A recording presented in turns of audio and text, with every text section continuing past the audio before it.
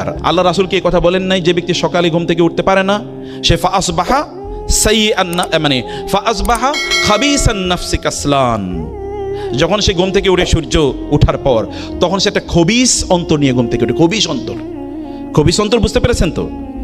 একটা খুবই খারাপ মানুষের মন নিয়ে সে ঘুম থেকে উঠে এবং কাসলান, তখন উঠেই বলে আরে ঘুমাইছে কিন্তু 8 ঘন্টা, মাথাটা জিনজিন করে, পিঠটা ব্যথা করে, পাটা ব্যথা করে, কারণ ঘুমের সময় ঘুমায় নাই।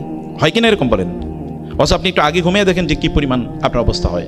হ্যাবিটস আর টু বি গ্র্যাজুয়ালি ডেভেলপড। আপনি হ্যাবিট করেন যে আমি, এবং ডিসিপ্লিন মেনটেন করেন যে আমি প্রতিদিন এই সময় ঘুম থেকে উঠবো, আমি প্রতিদিন এই সময় ঘুমাতে যাব, আমি প্রতিদিন এই সময় খাবো। এই পৃথিবীর সকল সফল মানুষরা দেখেন এই কাজ করেছে। আপনার কমফোর্ট জোন থেকে বাইরে হন, যে আমার এটা ভালো লাগে, আপনার যেটা ভালো লাগে এটা আপনাকে কোনোদিন সামনে এগিয়ে নিয়ে যাবে না। মান তলাবার রহা ফাকাদার রহা, যেটা আমরা আগে বলেছি। যে ব্যক্তি কেবল সুখের পিছনে ঘুরে সে কোনোদিন সুখ পাবে না। এখন আপনি কথিত সুখের পিছনে ঘুরবেন না, আপনার সুখ সামনে। এই সামনে সুখের জন্য আপনি সময় দেন, সেখানে আপনি আপনার নিজকে সেই জায়গায় আপনি ব্যবহার করেন।